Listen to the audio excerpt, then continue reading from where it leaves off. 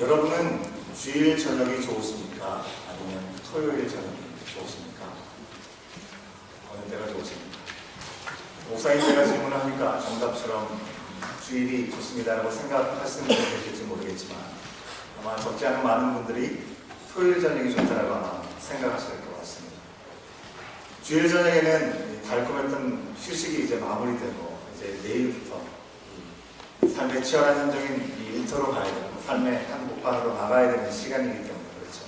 토요일은 아직까지는 하루에 이 쉴 여유가 있기 때문에 오히려 토요일이 더 좋다라고 생각하실 것 같습니다. 이런 사실을 통해서 볼 때 우리의 몸은 우리가 사는 그 순간에 머물러 있지 않을 때가 참 많이 있는 것 같습니다.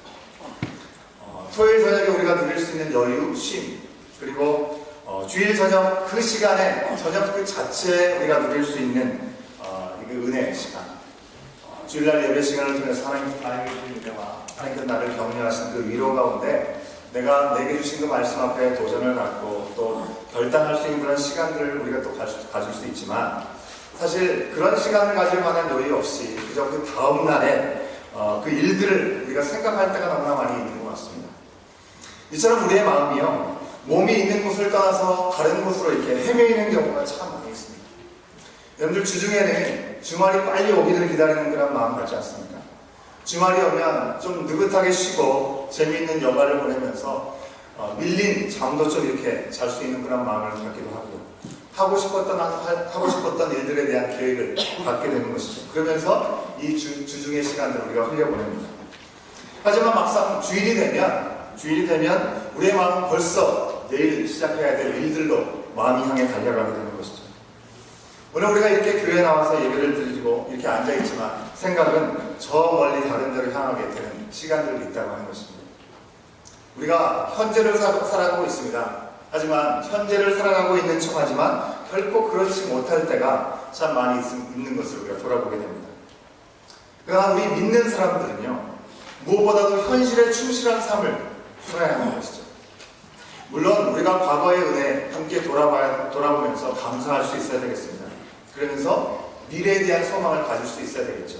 하지만 우리가 과거의 죄에 대한 은혜를 감사할 수 있어야 되겠지만 과거의 죄에 얽매여 있어서는 안 된다고 하는 것이죠. 과거의 어떤 사건들 때문에 현재의 삶이 억눌려 있어서도 안 되겠고요. 또 반대로 미래에 허락받을 영원한 하나님 나라에 대한 소망을 가지고 우리가 살아가기에 지금 현재의 고난 우리가 넉넉히 이겨나갈 수 있다고 얘기하지만 그 때문에 현재의 삶도 아무것도 아닌 것처럼 지나쳐버려서도 안 된다고 하는 것입니다.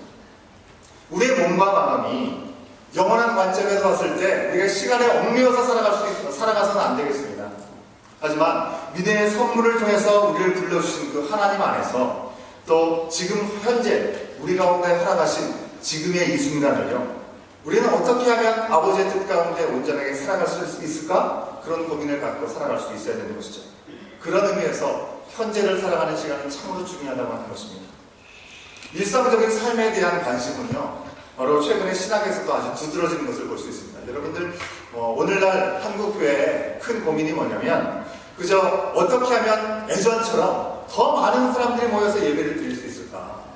그거에 대한 고민이라기보다는 어떻게 하면 우리가 모일 때 정말 허락받은 그 은혜와 그 감격의 말씀 또 성령의 권능으로 우리 가운데 각각의 삶 가운데 가시는 그 현실을 우리가 살아가면서 하나님과 동행하면서 그 시간 가운데 역사하신 하나님을 우리가 느끼면서 살아갈 수 있을까?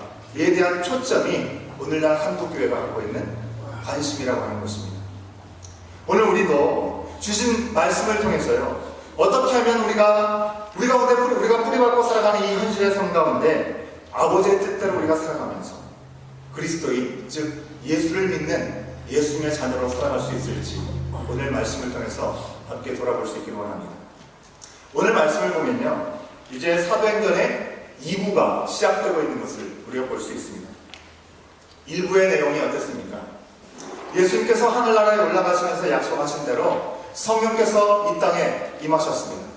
제자들은요, 성령의 임한 놀라운 역사를 통해서 이제 하나님 예수님의 보내심을 받고 이제 사도로서 세우심을 받고 놀라운 하나님의 역사를 감당해 나가는 사람들이 되었습니다. 그동안에는 예수님의 제자로서의 모습을 감추었던 그들이 성령의 강권하신 은혜와 능력 가운데 예수 그리스도의 놀라우신 말씀을, 복음을 증거하는 자의 자리에 서게 되었다고 하는 것입니다. 그를 통해서 말씀하신 대로 예루살렘과 온 유대와 사마리아와 땅끝까지 이르러 내 증인이 되리라 하신 그 말씀을 따라 예수의 이름이, 생명이 전하여지는 놀라운 일들이 바로 사도행전 1부에서 증거되었음을 우리가 함께 살펴봤습니다. 이런 말씀들이 등장하고 있는 사도행전 이 1부의 주인공, 여러분 그 주인공이 누구라고 생각하십니까? 그 주인공들이 사도들입니까? 일곱 집사들입니까? 순교자들입니까? 그들을 낳았던 교회입니까? 아주 다양한 인물들이 등장하고 있습니다. 하지만 그 가운데 가장 두드러지고 전체적인 이 주인공은 단연 성령 하나님이라고 하는 것입니다. 성령 하나님께서 임하기 전과 임하신 후가 너무나 달랐기 때문에 그렇습니다. 성령 하나님이 임하시기 전에 이 사도들은요, 무대에도 나올 수가 없었습니다. 꽁꽁 숨어 있었습니다. 그러기에 교회도 아예 없었던 것이죠. 교회가 없으니 순교자, 집사, 그 누구도 이 성령께서 임하시기 전에 세워지거나 활동할 수가 없었다고 하는 것입니다. 오직 성령이 임하신 후에 성령이 임하셨기 때문에 그 권능으로 제자들이 보내심을 받은 사도로 세워질 수 있게 되었던 것이고요. 그 사도의 복음 전도를 통해서 예수님이 전해지면서 교회가 세워지게 되었고, 교회 안에 일꾼들, 집사님들이 세워지게 되었고, 그 가운데 순교자가 나오기까지, 그리고 그 시간을 통해서 이방의 회심자들이 생겨나기 시작했다고 하는 것입니다. 그 모든 일들이 일어날 수 있었던 것, 성령 하나님 때문이었다고 하는 것입니다. 도대체 성령님이 어떤 분이시기에 이런 일들이 가능할 수 있는 것입니다. 지난 금요일에요, 저희 교회 사무실에서 이 세인 앤드류 교회 교육부를 담당하고 있는 연세가 많으신 두 부부를 제가 잠깐 만나서 대화를 하는 시간이 있었는데요. 그동안 여러분들도 아시겠지만 이 앤드류 교회 어린아이들이 너무나 없어서 함께 참 고민하고 안타까운 마음을 가졌었습니다. 그래서 우리 교회에서 새벽에 기도할 때마다 함께 이 앤드류 교회 교육부를 위해서 함께 기도하는 시간이 있었는데요. 참 너무나 감사하게도, 그리고 우리의 기도에 하나님 응답하셔서 이제 교육부의 아이들이 점점 늘어나고 있다라는 얘기를 해주셨습니다. 그리고 이 아이들을 섬기기 위해서 따로 우리 교육부를 담당하시는 분들이 세우시게 되셨는데요. 이 담당자분들은 오래전에 헬러나에서 중미에 해당되죠. 니카라과 이 난민들을 섬기는 그런 사역들을 해오셨습니다. 그리고 그 사역을 마무리하시고 이제 은퇴하셔서 70이 한참 넘으신 분들이죠.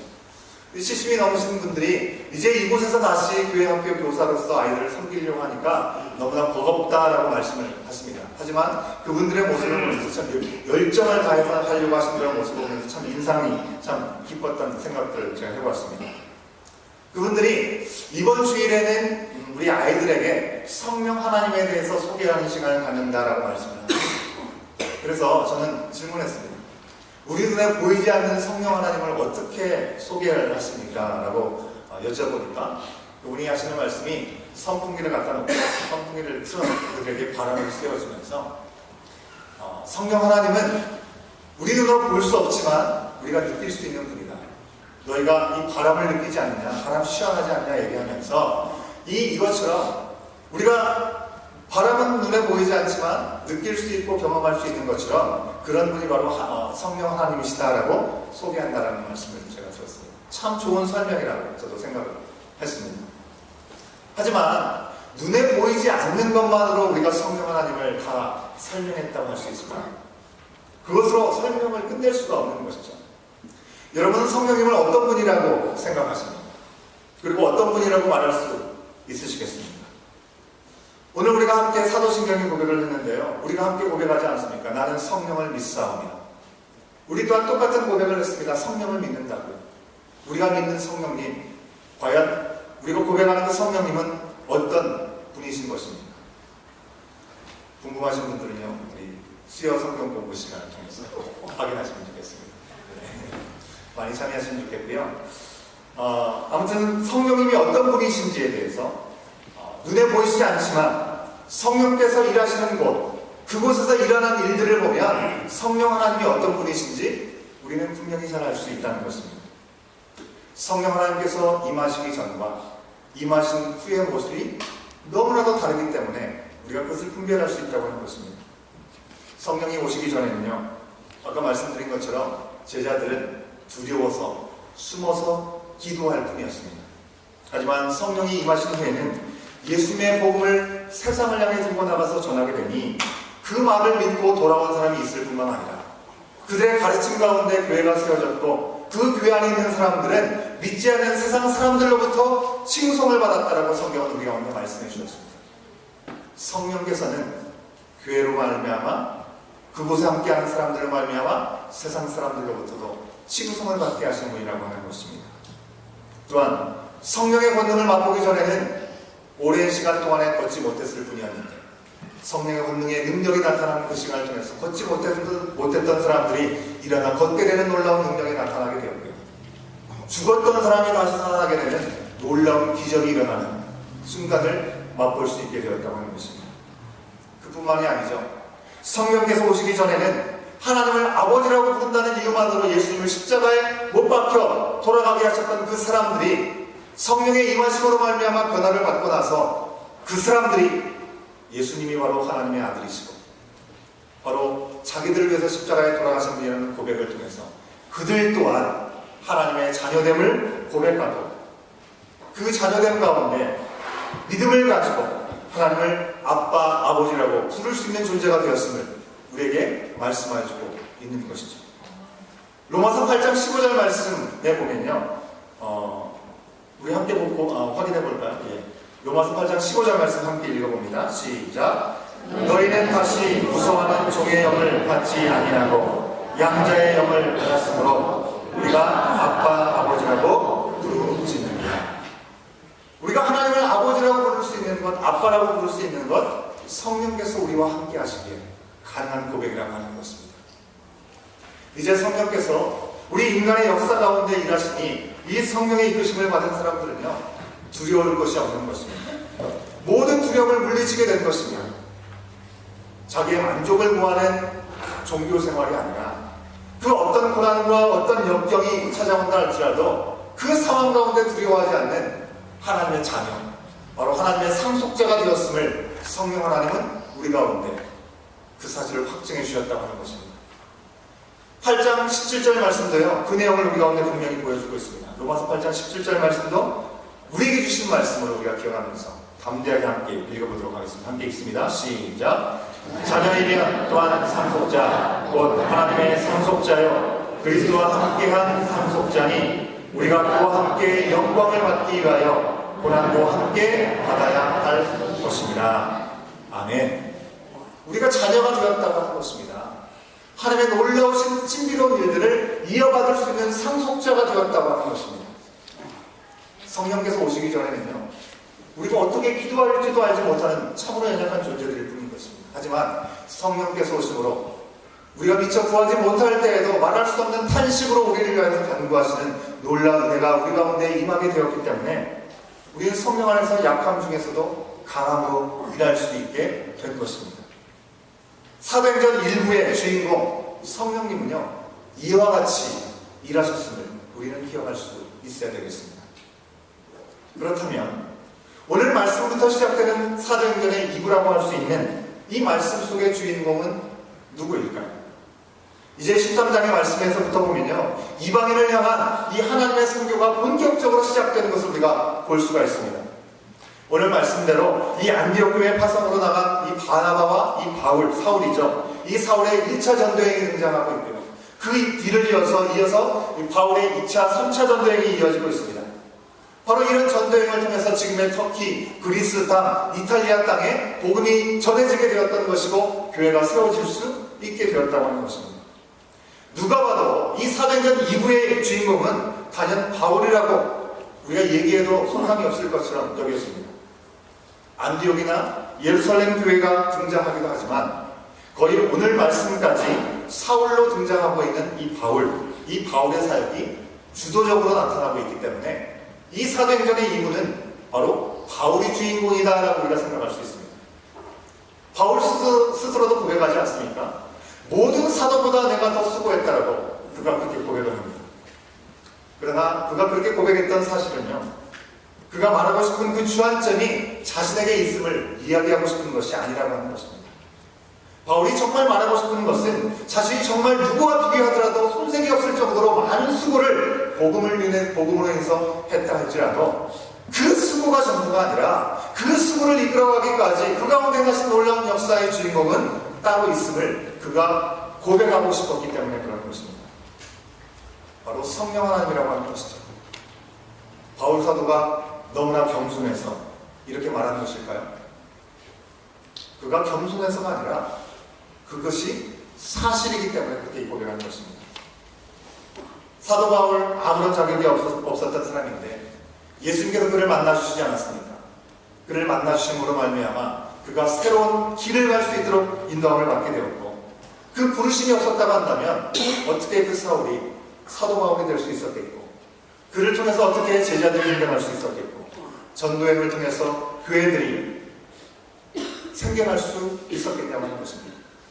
그 모든 것들이 불가능했지만 바울이 모든 것들을 가능할 수 있었던 것은 바로 한계를 넘어서게 하신 성령 하나님의 있었음을 그는 분명히 알고 있었기 때문에 그런 것이죠. 고린도전서 15장 9절과 10절 말씀에서 그가 뭐라고 고백합니까? 그가 말하고 싶었던 분명한 고백을 우리가 고린도전서 15장 9절과 10절에서 분명히 확인할 수 있습니다. 함께 이 말씀도 함께 읽어보도록 하겠습니다. 함께 있습니다. 시작. 나는 사도 중에 가장 작은 자라. 나는 하나님의 교회를 박해하였으므로 사도라 칭함받기를 감당하지 못할 자니라. 그러나 내가 나에 된 것은 하나님의 은혜로 된 것이니 내게 주신 그의 은혜가 헛되지 아니하여 내가 모든 사도보다 더 많이 수고하였으나 내가 한 것이 아니요 오직 나와 함께 하신 하나님의 은혜로라. 아멘. 사도로서의 자격이 없는 그를 예수 그리스도의 은혜 가운데 선택하여 부르시는 그 하나님께서 그를 이방인의 사도로 세우시고 성령의 권능으로 그와 함께 하셨기 때문에 바울은 가장 많은 수고를 했지만, 그리고 사도행전에서 놀라운 일들을 감당하게 되었지만, 그가 최고의 주도적인 사람이 아니라 주관자가 아니라 주인공이 아니었음을 얘기하고 있는 것입니다. 사도행전 2부의 주인공 역시 여전히 성령 하나님이심을 오늘 말씀은 우리 가운데 증언하여 주고 있는 것입니다. 우리가 지난 말씀을 통해서 나온 대로 대표적인 이방의 지역 가운데 이 안디옥 지역, 이 안디옥의 교회가 세워졌습니다. 믿는 사람들은 이 안디옥 교회에 있는 사람들에게 드디어 그리스도인이라는 그런 호칭이 불려지게 되었다라고 우리가 지난 시간에 확인한 바가 있습니다. 그만큼 이제 믿는 사람들이 세상 사람들 앞에 드러나게 되었다고 하는 것입니다. 안디옥 교회가 어떤 교회라고 했습니까? 가장 세속적인 동네라고 하지 않았습니다. 이 세속적인 세상의 한가운데서 예수 그리스도의 심장으로 살아가면서 배우고 가르치며 그 말씀대로 살아간 사람들이 바로 안디옥 교회 사람들이었습니다. 오늘 말씀 1절 말씀을 보니까요, 그 교회에 선지자와 교사들이 있었다라고 말씀이 우리 가운데 증거해주고 있습니다. 선지자가 어떤 사람들입니까? 하나님의 말씀을 전해주는 사람들인 것이죠. 교사들은요, 그 말씀의 의미를 깨닫게 해주는 사람들이고 가르치는 사람들이 바로 교사라고 할 수 있겠습니다. 바로 오늘날로 치면 교회 안에 영적인 리더십이라고 생각할 수 있겠습니다. 이 안디옥 교회의 영적 리더십이 누구라고 말씀하고 있습니까? 바나바와 시므온, 루기오와 마나엔 및 사울이라고 성경 말씀은 우리 가운데 분명히 말씀하여주고 있습니다. 바나바와 사울은 여러분들이 너무 잘 알고 계시죠. 이 바나바와 사울 가운데 바나바를 먼저 기록하고 있는 것은 그가 그 당시에 영적인 영향력이 더 컸기 때문인 것으로 생각해 볼 수 있습니다. 시몬은 어떤 사람입니까? 그가 니게르라고 불렸던 것을 우리가 생각해 볼 때 그는 흑인이었던 것으로 우리가 추정해 볼 수 있습니다. 영어로도 흑인을 니거라고 하지 않습니까? 이 니거라는 표현이 영어로 비하는 표현이기 때문에 오늘날 우리가 써서는 안 되는 말이긴 하지만 그런 표현을 통해서 이 사람은 이 흑인이었다는 생각해 볼 수 있습니다. 루기오는 어떤 사람입니까? 루기오는 이 안디옥의 교회가 세워지기 전까지 바로 멀리 떨어져 있던 이 처음 복음을 전하기 위해서 찾아왔던 구레네 사람, 구레네 지역의 출신임을 우리가 분명히 다시 한번 확인해 볼 수 있습니다.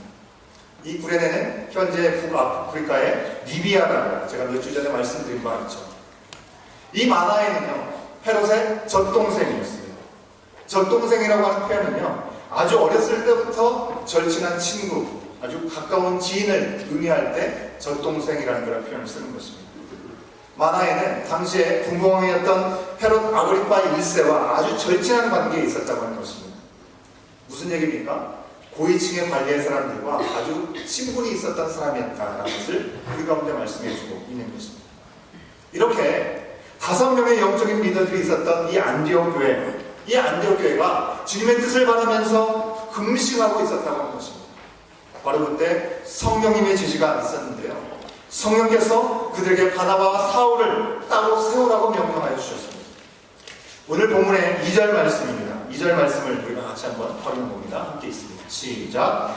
주를 섬겨 금식할 때 성령이 이르시되 내가 불러 시키는 일을 위하여 바나바와 사울을 따로 세우라 하시니.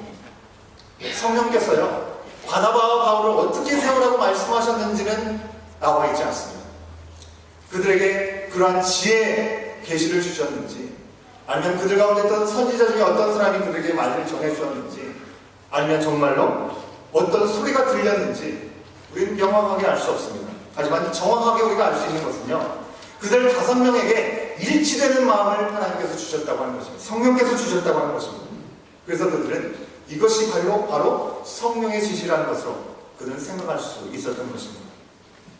그저 나홀로 계시를 받아서 이렇게 하라고 하셨어가 아니라, 비록 어떤 사람이 그런 계시를 받았다 할지라도 함께 있었던 모든 사람들이 이야기를 들었을 때, 아, 정말 성령의 인도하심이 여기에 있구나라는 것을 동의하는 놀라운 역사가 그 자리에 임하게 되었다고 하는 것입니다. 그렇기 때문에 그 일이, 바나바와 바울을 세우는 일이 성령께서 인도하신 일이라고 그들은 확신할 수 있었던 것이죠. 그저 교회 리더십들이 함께 모여서 머리를 맞대고 결정한 것이나 또 누군가가 낸 번뜩이는 아이디어로 얘기한 것이 아니라고 하는 것입니다.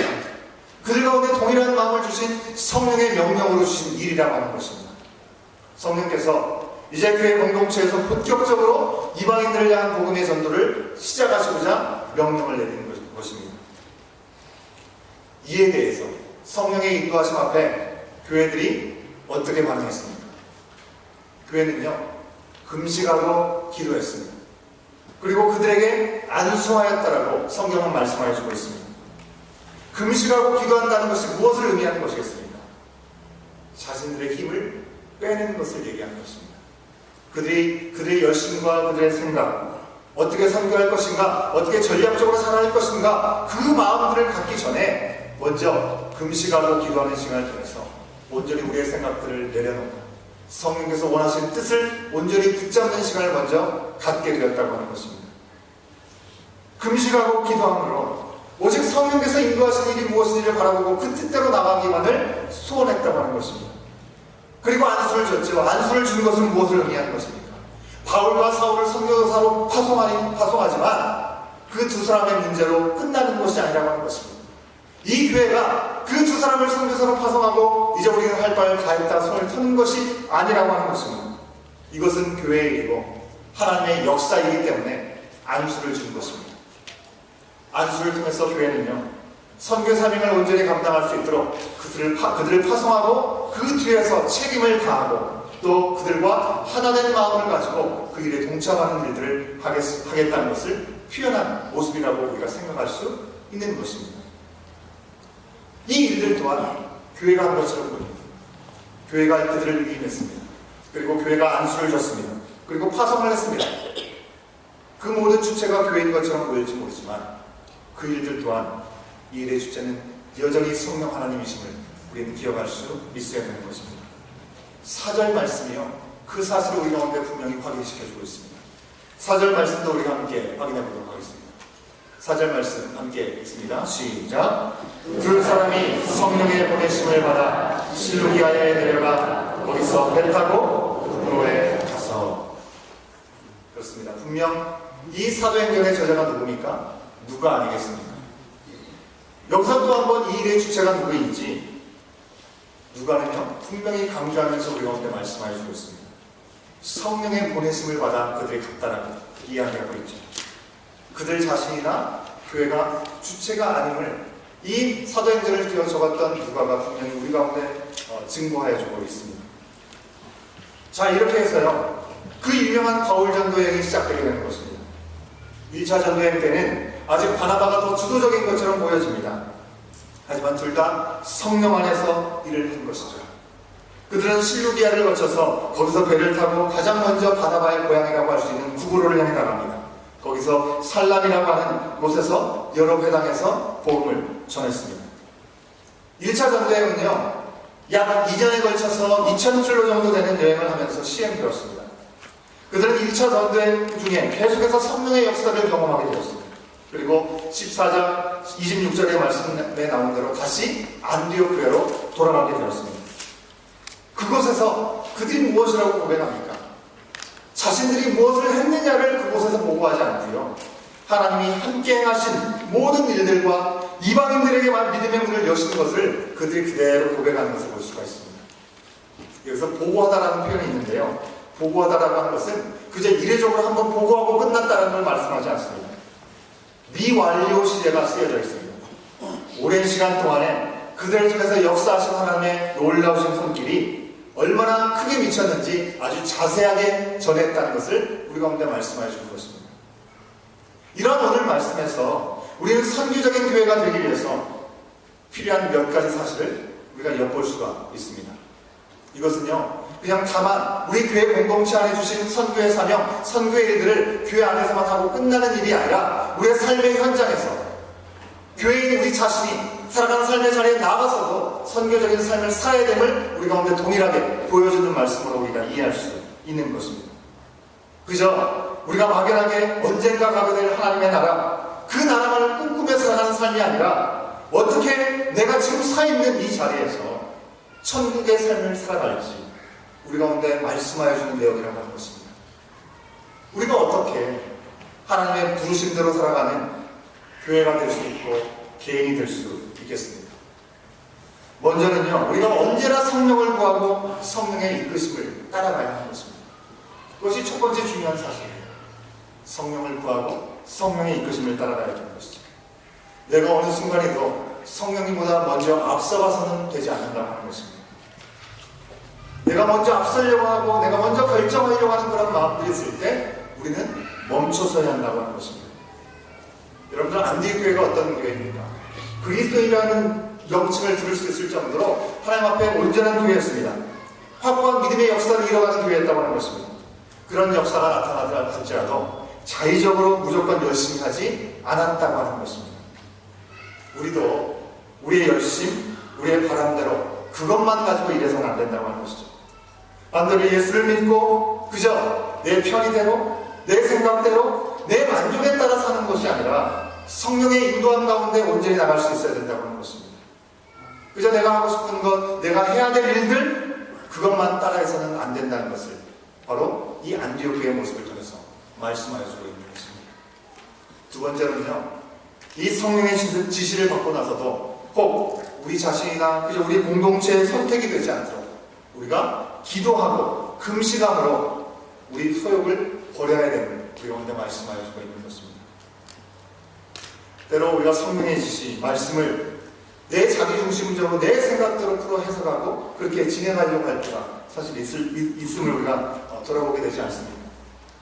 진정 우리가 하나님의 뜻을 온전히 알고 행하고 싶다고 한다면 더 내 자신을 내려놓고 더 기도해야 하는 것이죠.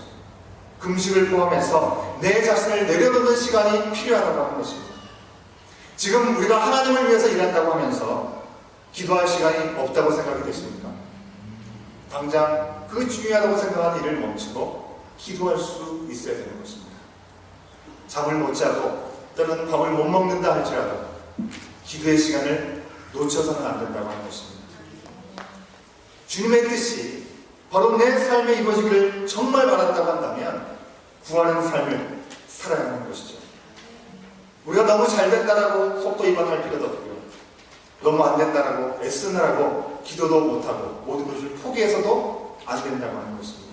우리 가운데 주어진 시간 앞에 함께 모여서 힘을 다해서 함께 애쓰고 고생하며 기도하며 나가는 그 자리로 여러분 모두가 나가서 정말 하나님께서 바로 이때를 위해서 나에게 주시는 그 시간들을 우리 공동체 안에서 함께 기도함으로 해결받는 놀라운 은혜를 경험할 수 있는 여러분 되시길 바랍니다.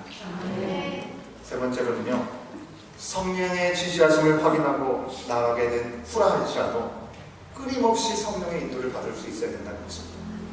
처음 시작 분명한 성령의 인도하심을 우리가 확신한다 할지라도 그 이후에 내 생각으로 나의 계획으로 그 모든 것들이 채워진다면 그 계획들이 숲으로 돌아가는 일들이 너무나 많이 있을 수 있다는 것입니다. 성령님을요, 그저 우리가 급하고 당장 필요할 때 찾게 되는 일회용 달러잡이 일회용품처럼 생각해서는 절대로 안 된다고 하는 것입니다. 우리가 반드시 기억해야 됩니다. 우리 성령님은 끝날까지 우리와 함께 하시기 원하시는 분이다. 어떤 순간 속에서도 우리와 함께 하시고 우리 가운데 말씀하시기 원하시는 분이라는 사실을 우리는 기억할 수 있어야 되는 것입니다. 마지막으로요, 성령께서 우리와 함께 하시는 일을 우리가 확신 있고 확실하게 전할 수 있어야 됩니다. 우리가 주님의 은혜 가운데 살아갑니다. 하나님이 내 인생의 주인이라고 고백하고 하나님께서 이처럼 나의 귀한 일들을 이끄셨지라고 고백할 때가 있습니다. 참 귀한 고백이겠죠. 하지만 누구라도 고백할 수 있는 그 고백보다도 정말 바랄 수 없는 중에 바라는 그 일들을 통해서 세상으로는 전혀 생각할 수 없는 놀라운 일들 앞에 요청하시는 그 부름 앞에 나아갔을 때 행하시는 하나님의 놀라운 일들, 그 일들로 말미암아 선한 증거를 가지고 그 증거를 통하여 여전히 믿음의 길을 가는 데 있어서 헤매이고 어찌할 바 알지 못하는 이들에게 확신을 가지고 확실하게 증거할 수 있는 우리의 모습이 되기를 우리 주님은 원하신다고 하는 것입니다. 한계가 없으신 하나님의 역사 가운데 우리가 순종하며 생명의 일을 할 때 놀라운 일들을 나를 통해서 이루실 뿐만 아니라 다른 이들에게까지 흘러갈 수 있도록 인도하시는 성령님을 만날 수 있는 것, 그것이 오늘 우리에게 주시는 하나님의 음성인 것입니다. 이처럼 안디옥에는요, 그들 스스로 세계 선교의 가장 우뚝 선교회가 되겠다라고 결단한 적이 한 번도 없었습니다. 하지만 그들이 기도하며 금식하며 성령 하나님의 인도하심을 그들이 구했을 때 하나님께서는 그들을 사용하셨던 것이고 그 교회를 통해서 열방의 이방 지역에 교회가 세워지는 놀라운 역사 앞에 쓰임받는 안디옥 교회로 기억하게 하시는 것입니다. 사랑하는 여러분, 우리 교회는 올해 11월 달이 되면 만 19살이 되겠습니다.